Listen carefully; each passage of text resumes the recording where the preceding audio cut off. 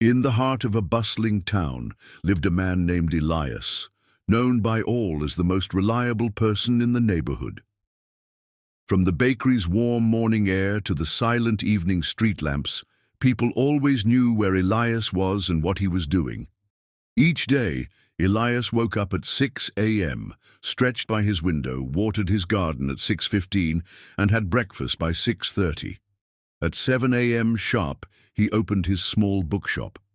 Locals often joked, "If you don't see Elias, your watch must be broken." But Elias hadn't always been this way. Years ago, his life was full of chaos. He would wake up late, skip meals, forget appointments, and struggle with sleep. He was constantly tired, unmotivated, and anxious. His friends grew distant because he always cancelled plans. His shop barely stayed open because he couldn't manage his time. One evening, exhausted and defeated, Elias sat by his dusty shelves and realized he had no control over his life. He remembered how his grandfather, a former sailor, once told him, "The waves are wild, but your routine is your anchor."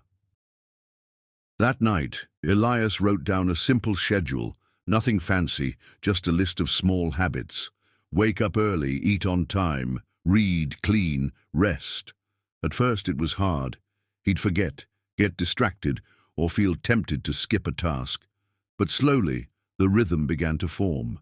His mornings became productive. His meals gave him energy. He slept better. His shop flourished and customers returned, happy to see him present and cheerful. Soon others in town noticed the change. Sarah, a college student, asked Elias how she could stay focused on her studies. A tired mother of two sought his advice on managing time. Even children listened in awe as Elias explained how doing the same small things daily helped him achieve big changes. Elias explained, "A routine is not a prison. It's a path. It gives your day shape. It helps your mind know what to expect. You feel calmer, stronger, and more in control."